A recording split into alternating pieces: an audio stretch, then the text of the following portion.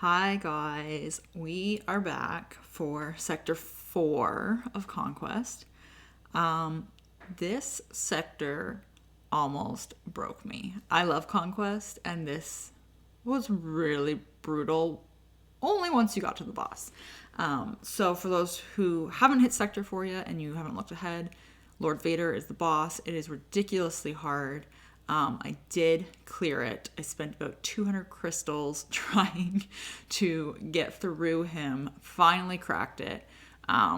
So yes, I did not get any of the feats done. I'm just going to let you guys know that right off the get-go. One of them is bugged, which we can talk about a little bit later on, but it's cleared, and I'm going to show you exactly what I did, and I'm going to show you what I did for the rest of the sector.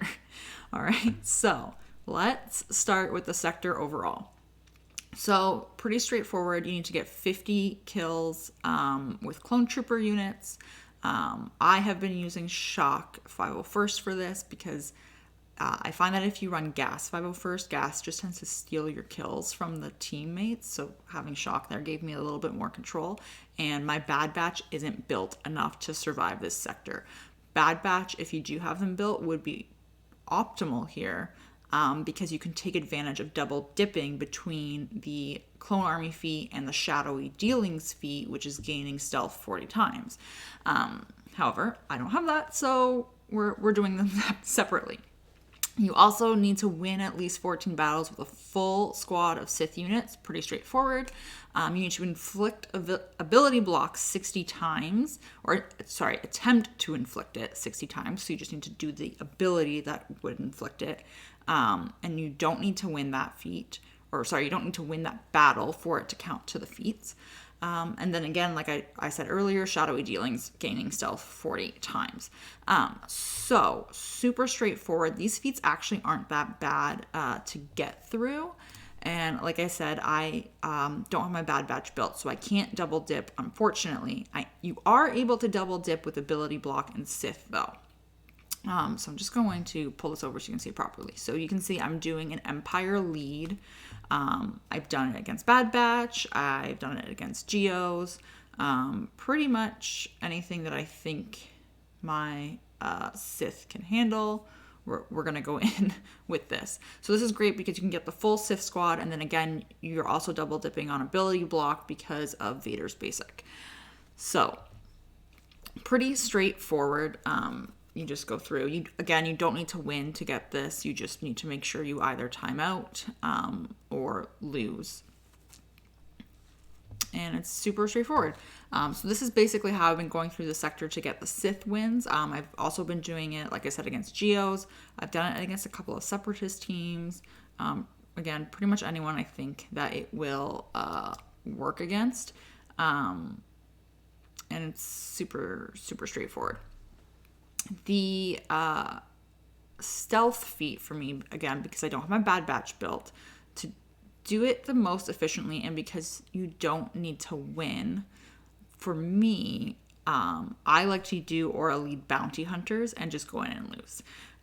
Right away, so if you take an Aura Lead with 5 or 4 other Bounty Hunters and they are attackers, so you don't want to take Bosk, you don't want to take Cad Bane, you don't want to take Grief, you want to take 4 attacker bounty hunters specifically. Her lead gives them all stealth at the start, so you just gain stealth, you die, and it counts towards your tick. And then obviously, like, I've been picking up a few stealths as I go through the sector. I've done a few JTR teams, so I use R2 with her, and he's able to smoke screen and stealth as well. But this is just a really fast way to just throw a team in, die, you don't waste any stamina, and you tick it up towards the stealth feats. You can see they're all stealth, and it doesn't matter that Echo's removed their stealth. They already had it at the beginning, and they're good. Actually, because I took Dengar, this worked out even better for me because when they did damage to him, he stealthed again after Echo removed it, so I got an extra tick even though I died. So that is how I personally am doing stealth. Again, if you do have your Bad Batch built, I would do that instead because you can double dip on the clone trooper kills and the stealth.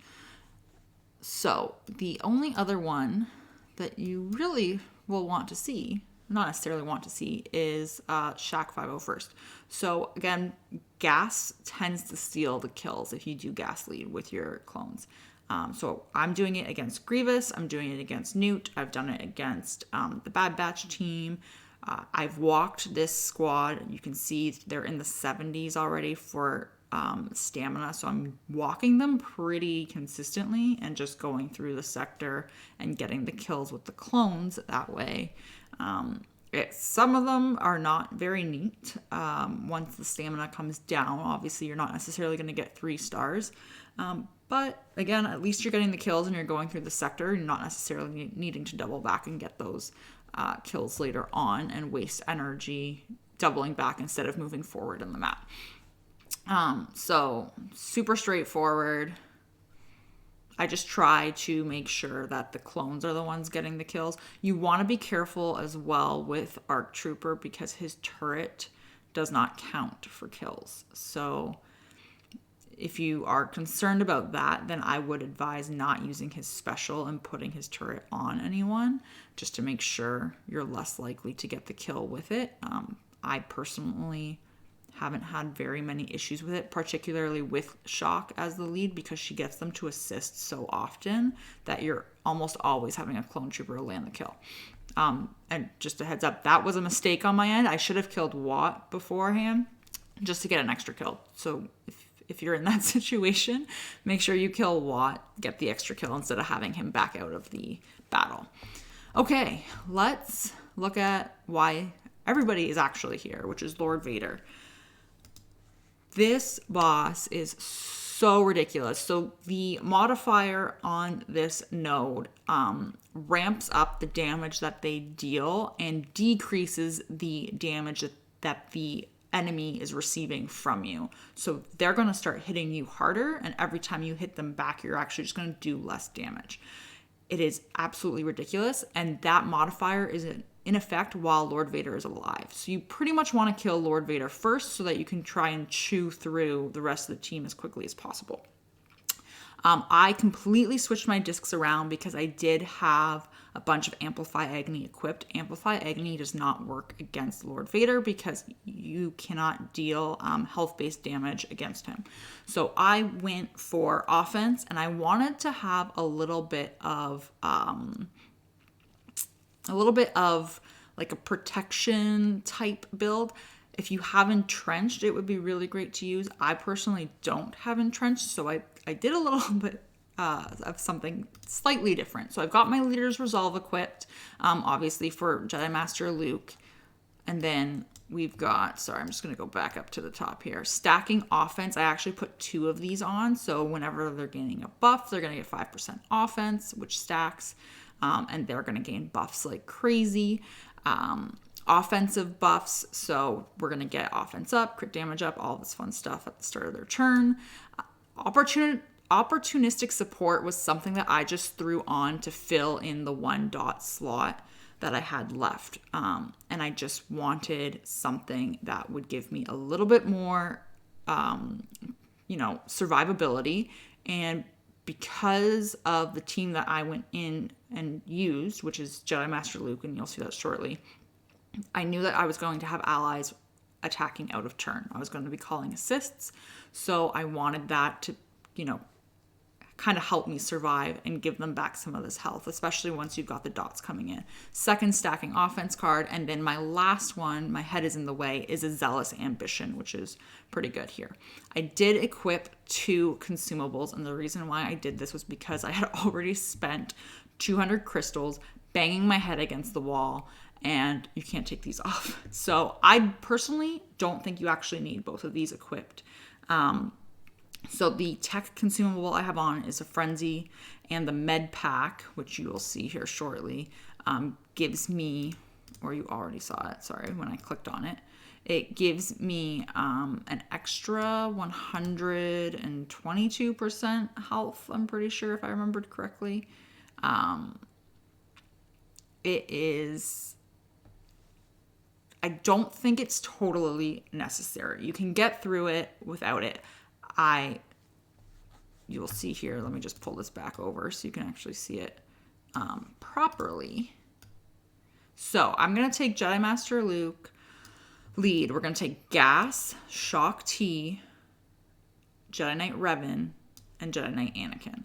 And you can see my Gas and Shock are in the 70s for stamina. And everyone was standing at the end. I 3-starred this node, which is why I also still don't think that you necessarily need to use a consumable. If you just want to get through it so that you can get to Sector 5 and you don't care how many stars you get, then I wouldn't worry about it.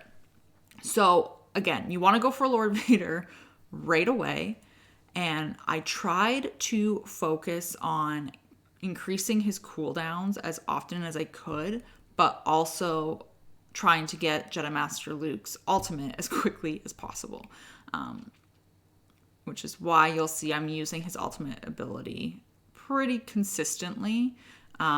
I chose to save the AoE from Jedi Knight Revan in case he decided to do his AoE, just in case it went sideways. I wanted to have the ability to cleanse the dots, which is why I marked him instead. And you can see like it's considerably, like I'm knocking him down fairly quickly, I think, in my opinion. He's already gone. So now that we've gotten rid of Lord Vader, that modifier is no longer in effect, and I can just go through and kill the rest of the team now. So this personally was the easiest run that I had. Every other run obviously did not work. I did have another Jedi run, which coincidentally I timed out on, and the funny part of timing out on it is that I inflicted ability blocks so many times that I got the ability block feat complete, even though I had timed out and lost. So I did finish one feat, I guess that counts. So again, 3 stars, no other feats. There is a feat where you need to inflict 200,000 damage to a single enemy in 1 hit, and the other feat is to inflict marked on 3 enemies. The marked feat is bugged, so I wouldn't even waste your energy trying to collect that one because it's not going to work. I've had several people try, or I know several people who have tried, and it did not work. There is another team you can use, and I'll link the video in the description below if you want to watch it. It doesn't work for me because you need a particular disc setup. You can use troopers with Watt against Lord Vader. So again, I'll link the video below that I found on that. You do need to have the Perseverance disc for it to work, and you do need to have the Frenzy tech. I don't have Perseverance. I haven't seen it at all so far in my Conquest run, which is why I couldn't try it. And to be honest with you, I actually did try it without Perseverance, and it went horribly sideways, so I do not recommend. So that's pretty much how I got through it. The biggest challenge, honestly, was Lord Vader, but now that it's gone and it's over with, we can go into Sector 5 and learn from that. And hopefully Sector 5 is not as miserable as the Sector 4 boss. And hopefully this is helpful. If you thought of a different Lord Vader team that worked, or a team to beat the Lord Vader boss, I would really love to know, because I was pulling my hair out trying to figure out different comps that would. Not even Jedi Master Kenobi and Cat was working for me. So yeah, I would love to know what you guys are using, and hopefully this is helpful and you are able to get through him and not spend 200 crystals. So thank you guys so much for watching, and we will do Sector 5 hopefully tomorrow.